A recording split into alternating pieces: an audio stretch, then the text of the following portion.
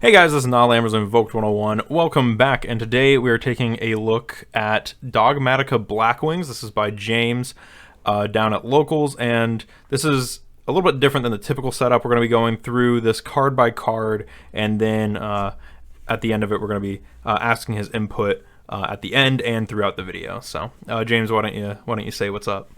Hi guys, this is James. How y'all doing today? All right, so.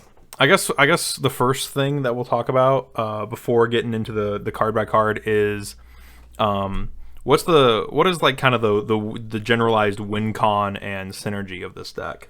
Okay, the win con is basically this deck can go. It just formulates pretty well how I built it. I built it to be a little bit of an interruption style and to be able to pull out a tower, and that tower is going to be a Blackwing full armor master. Basically what that card does is unaffected by other card effects, and it's basically a permanent mind steal, basically to steal your opponent's monsters and all that stuff, or mind control, I mean, to steal your opponent's monsters and then go for the FTK with Fleur-de-Lis and the Dogmatika package, because those can be special summoned after you do all your extra stack shenanigans. And with that, turn 2 or turn 3, if you're going first, you will have Armor Master. You will steal your opponent's monster if they can be targeted, and I would go into Fleur-de-Lis and then into either Ecclesia or Maximus or Ashen if I can, to go for the FTK, or the OTK I mean, and that is my win con, and also the rest of the deck is just to be able to stall out if I don't draw into that win con. Alrighty. Alright, so we're going to go right up back to the top and we're going to go through these. So we're playing 3, Simoon the Poison Wind. This is the card that gets out Black Whirlwind, and then it also is able to immediately normal summon itself without tributing. Then we have 2, Oster, which cannot be special summoned, but on normal lets you get a banished Blackwing back in defense position. Then we have 2, Bora, another special summonable Blackwing. 2, Gale, another special summonable Blackwing tuner.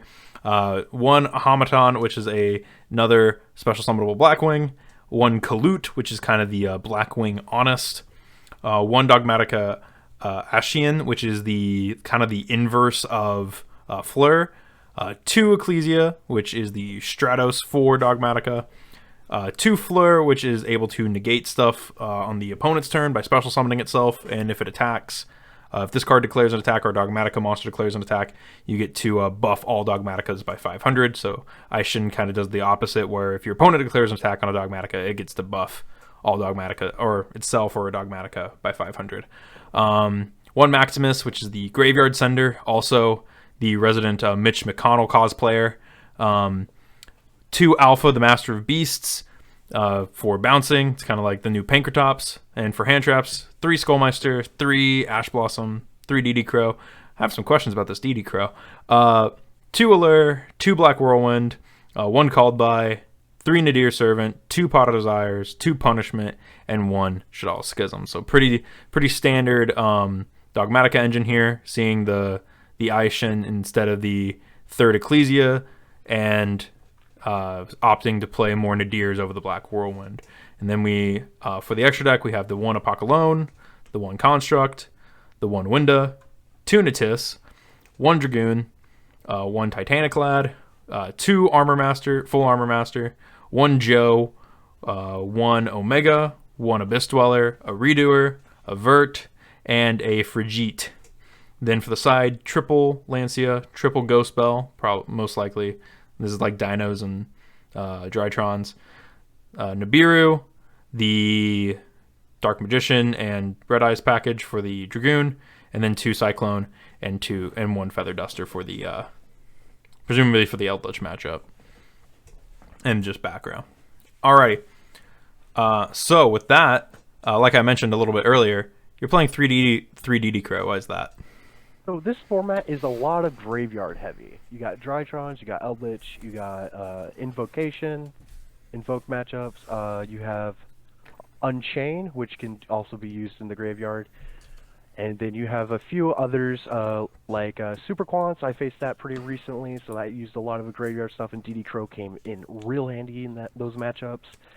And so basically, DD Crow overall is like a really powerhouse this format, along with other graveyard negations like Ghostbell and Skullmeister.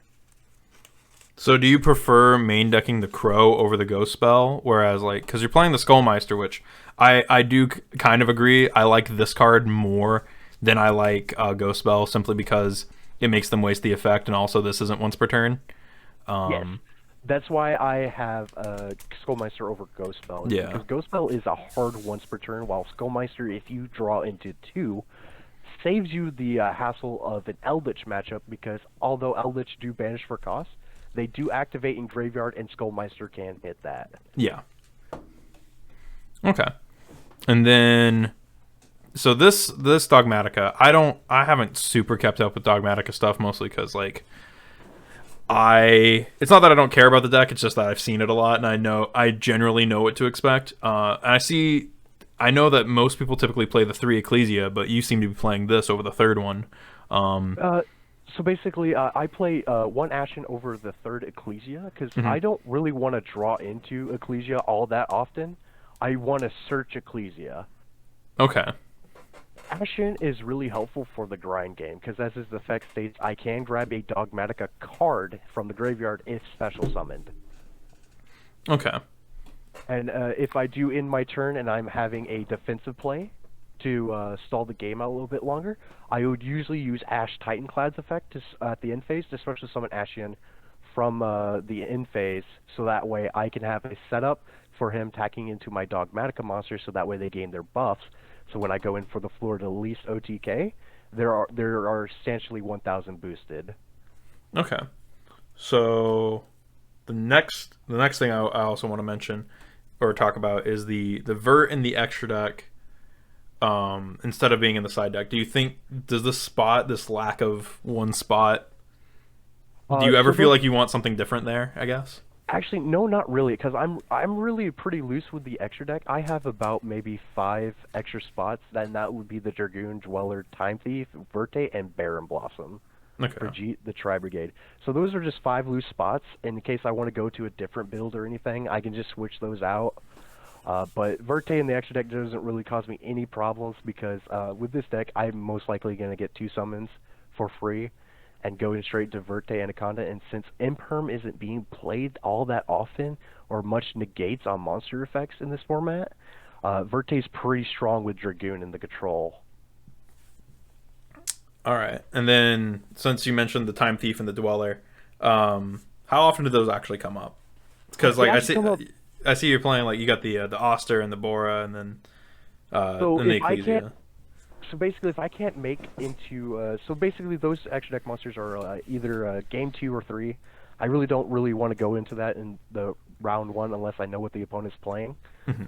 Which 9 times out of 10, you probably won't ever know what your opponent's playing. But basically, if I'm going into game 2 or 3, Abyss Dwellers for a lot of the graveyard matchups, such as Eldritch, Drytrons, anything that activates in the graves, it just makes it a little bit easier if I don't draw into my hand traps, and I can make it. Time Thief would be used for the grind game. Okay. Because I can take out my opponent's top deck card. If I'm against an Eldritch trap, it's going to either be a spell or a trap that I'm going to take out of their deck, make them a little bit more resource costly to go into things. And then plus I can banish itself when he tries to activate any of the Eldritch stuff, or like any of the Drytron stuff, like Natasha. I can just banish himself, so that way they don't get my board wiped. It's overall really helpful in the grind game, and plus it catches opponents off guard because they really don't prepare for the Time Thief. Yeah. Rank 4, and I can really abuse the knowledge I get from their deck from just taking it out of each standby phase. Alrighty.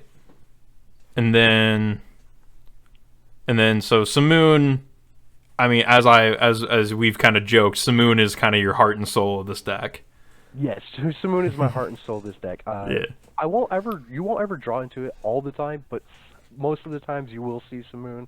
And since he is a Blackwing monster, a lot of players don't really remember what Blackwings do all that often. So basically, I'll activate Simoon by banishing a Blackwing monster, from hand to be able to play from the deck a Black Whirlwind, which then he uses his effect to normal summon itself without using its normal summon. It's like a true Draco for their tribute summons, but instead of using my normal summon, its effect normal summons itself. Yeah. So Black Whirlwind pops off and lets me search a Blackwing card, and since either players know what Blackwings do or not, they probably don't know what the combos really are, so they're probably going to save their Ash for other things. So basically, I'll get the Uster search off of Simoon, which is then immediately normal summon. I can bring back the banished monster I just paid cost for in defense mode, and then I can go into my level 10 Synchro monster, which is the full armor master Blackwing, which is the tower of the deck and the win con. Meaning it's just there's only really two options you got over there. You either tribute with a Kaiju, which we're not seeing that whole often in this format, or we beat over it, and that's pretty much it. Those are your only two options outing that card. So with Simoon needing to banish a Blackwing, a different Blackwing from the hand, and you're only playing the 11 Blackwings, do you ever see dead Simoons? Actually, I really don't see dead Simoons, because I either draw into Simoon with no Blackwing, and I either have Pot of Desires or Lure of Darkness. So those are my two draw cards, and or my 4 draw cards in the deck, and they really help finding that second Blackwing monster to get the deck rolling. All right. I think all the other Blackwings, I think a lot of people know what they do. I think these two would be the ones that like not everyone knows, simply because they're the newer ones. Yeah, they're the newish ones, but they've been out for quite a while. They've been out for like a year or so now, I think. A little over a year. Has also neat effect. So Armor Master's way of stealing monsters is with wedge counters. It's a passive ability, so whenever your opponent activates monster effects, that monster effect will then immediately be giving a wedge counter. And with Uster, if you summon Armor Master turn 1 and your opponent sets up their board and they think they can survive another turn to get the OTK out on you, Uster comes in handy because you would already use it for synchro summoning into full Armor Master, meaning that its graveyard effect is by banishing for cost, I can place all face-up monsters my opponent controls, all of them, with a wedge counter. And I can take control one of those monsters with full Armor Master, and at the end phase, when I'm done with it, I can destroy all monsters with wedge counters. Nice. I played 2 Bora. Yeah, I was gonna say I think this guy, a lot of people know what he does. This one is a classic former staple in a lot of decks, and also in Blackwings, being able to summon and half the attack of a monster. This one, I remember you whipped this one out on me. This is the one that level modulates. Yes, the level modulate. Sadly, I wish I could play more than one of Harmata.